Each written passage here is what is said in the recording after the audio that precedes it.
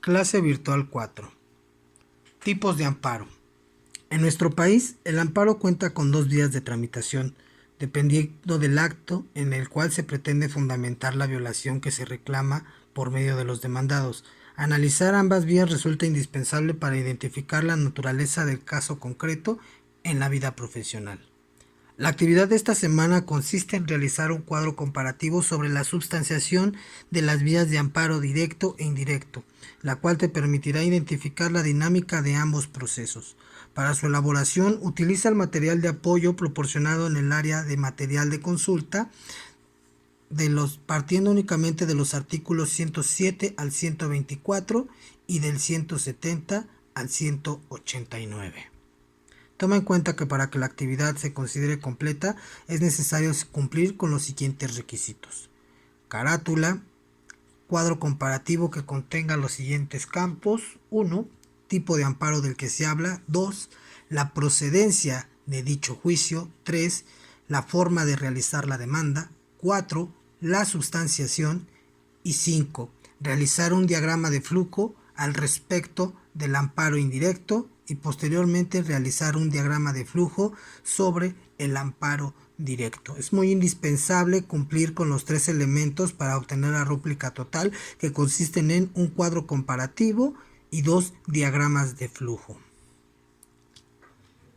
Al respecto de la institución del amparo en nuestro actual sistema, tenemos que, de conformidad con el artículo primero del derecho de la ley de amparo, el cual nos habla acerca de las disposiciones fundamentales, se establece que el juicio de amparo tiene por objeto resolver las controversias que se susciten por normas generales, actos, omisiones de autoridad que violenten los derechos humanos, ya sea que estén reconocidos,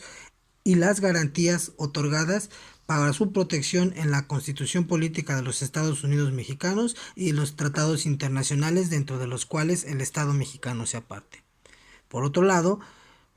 procede en contra de normas generales, actos u omisiones de autoridad federal que vulneren, restrinjan la soberanía de los estados o la esfera de competencias de la Ciudad de México, siempre y cuando se violen los derechos humanos reconocidos y las garantías otorgadas para su protección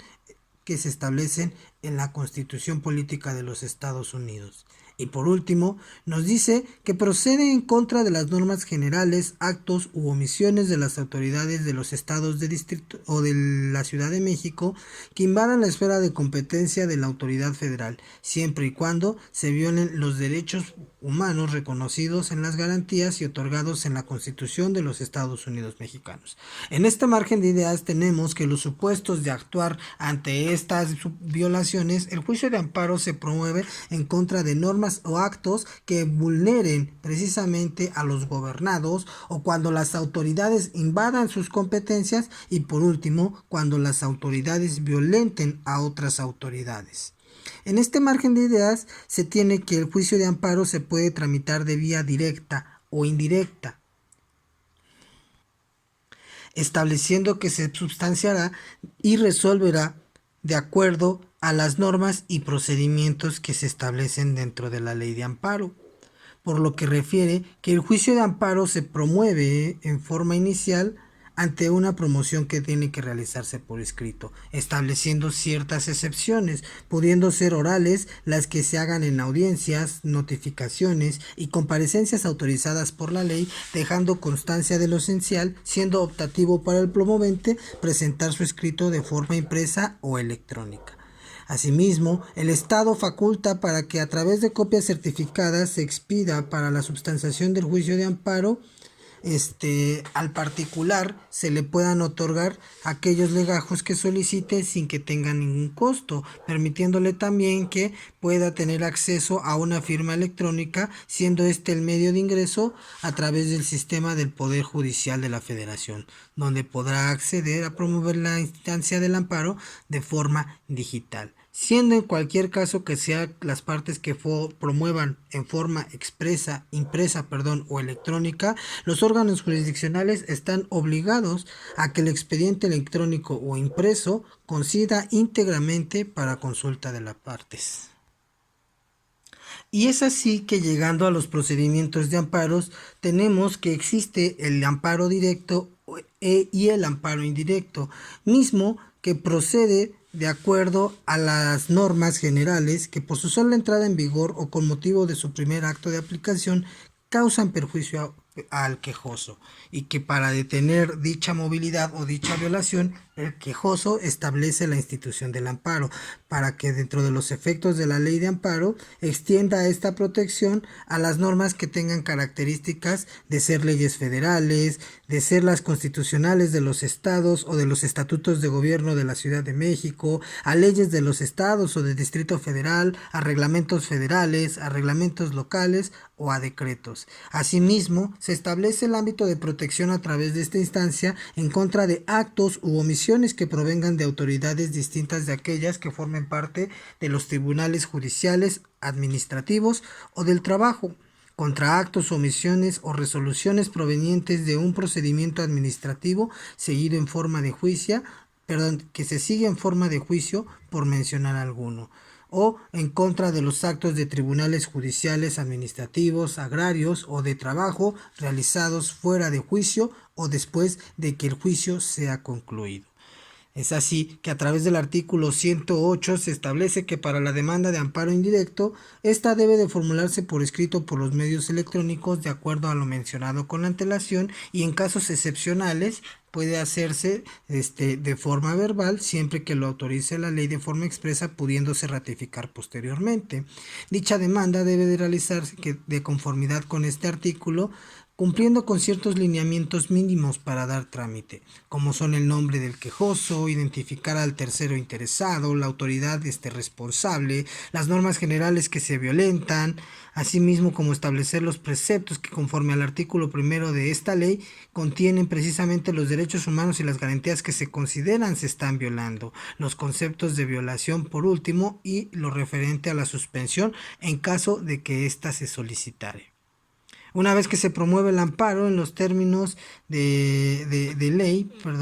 también se pueden establecer casos excepcionales de tramitación, como lo es el caso en que se promueva en términos del artículo 15 de la ley de amparo, que es para los casos que conocemos como casos urgentes, aquellos en los cuales el quejoso se encuentra en un evidente estado de vulnerabilidad, o aquellos casos en los cuales se encuentra privado de su libertad. Es así que el acto reclamado, la autoridad que lo hubiere ordenado, la autoridad que hubiere ejecutado y en su caso el lugar en el que se encuentre quejoso serán los requisitos mínimos a satisfacer para que la demanda entre a trámite. Posteriormente la substanciación del juicio de amparo se dará siguiendo precisamente las dinámicas establecidas dentro de la ley de amparo, para ya sea que en el caso que le recaiga dar trámite, desechar, prevenir, y que una vez que se haya dado trámite al mismo se pueda llegar a través de su debido procedimiento a la suspensión del acto o al otorgamiento del amparo y protección en los distintos sentidos dentro de los cuales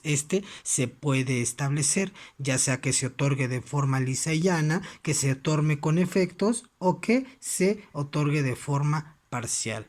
Posteriormente encontramos que en materia de juicio de amparo indirecto también se establecen ciertas características en caso de la materia penal, es decir, en los lugares donde no reside un juez de distrito y que respectivamente cuando se trate de actos que importen peligro a la privación de vida o ataques a la libertad de la persona fuera de un procedimiento o incomunicación, deportación, expulsión, proscripción o destierro, extradición, desaparición forzada de personas o alguno de los prohibidos por el artículo 22 constitucional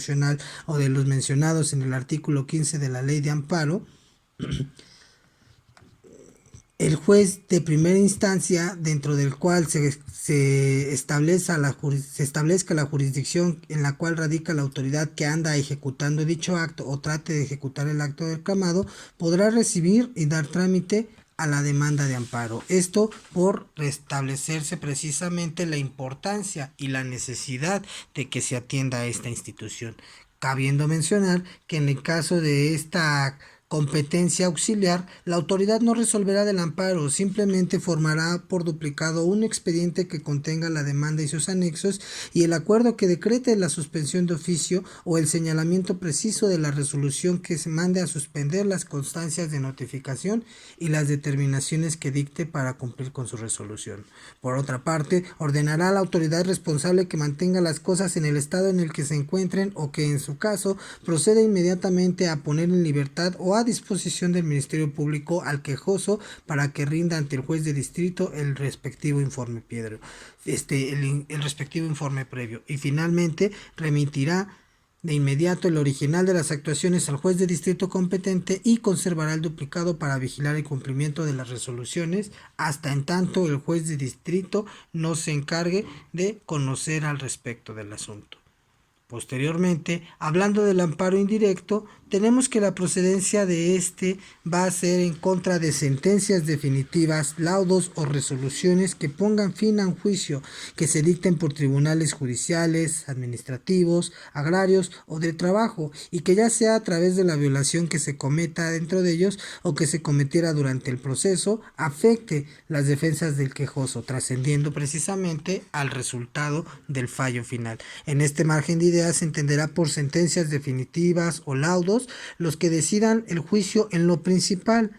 y por resoluciones que pongan a fin al juicio aquellas que, sin decirlo en lo principal, lo den por concluido. En este margen de ideas, en materia penal, las sentencias condenatorias, absolutorias y de sobreseimiento podrán ser impugnadas por la víctima o el ofendido dependiendo del delito respectivo, siendo necesario que para la procedencia del juicio deban agotarse previamente los recursos ordinarios que se establezcan en la ley de la materia para agotar este principio de exhaustividad, por virtud del cual aquellas sentencias definitivas, laudos o resoluciones que puedan ser modificados o revocados, salvo en casos en que la ley permita la renuncia de los recursos, no podrán tener trámite. Y así siguiendo precisamente hasta el artículo 175, tenemos que se modifican los requisitos para instituir la demanda de amparo. En este margen de ideas, baste establecer el nombre, domicilio del quejoso y de aquel que promueva a su nombre, el nombre y domicilio del tercero interesado mismo que deberá de estar establecido dentro de la sentencia, así como la autoridad responsable y el acto reclamado, siendo el caso que cuando se impugne una sentencia definitiva, laudo o resolución que haya puesto fin a un juicio por estimarse inconstitucional a través de la aplicación de una norma general, ello será materia únicamente de conceptos de violación de la demanda, sin señalar como un acto reclamado la norma general, debiéndose llevar a cabo la calificación de estos por la parte considerativa dentro de la sentencia de amparo. Asimismo, hay que establecer dentro de esta demanda la fecha en la que se haya notificado el acto reclamado al quejoso o aquella en la cual él hubiera tenido conocimiento del mismo. Esto por virtud de la procedencia por efectos de el término, así como los preceptos que conforme a la fracción primera del artículo de la ley de amparo contengan los derechos humanos cuya violación se reclama, y por último esgrimir los conceptos de violación que se consideran fundatorios de dicha demanda. Entonces encontramos aquí que la substanciación para efecto de esta instancia va a precedirse a través de un tribunal colegiado de circuito que deberá resolver en un plazo de 3 días si ésta contiene o no los requisitos para que se admita, se deseche o se prevenga, y que contrario sensu del amparo indirecto se promueve directamente ante la autoridad que va a resolver. En este margen de ideas tenemos que la vía de acción a través de la cual se va a promover una instancia de amparo o otra va a depender precisamente de, en el caso del amparo indirecto, si se están impugnando actos de autoridad por virtud de sus funciones, facultades o exención de funciones o sobrepaso de facultades, y que en caso del amparo directo lo harán únicamente en contra de los actos de autoridad que se traducen en un laudo, resolución o sentencia que pueda poner fin a un juicio, es decir, promoviéndose en este caso el juicio de amparo contra una sentencia o un documento que como tal tiene la intención de causar estado o de determinar el derecho.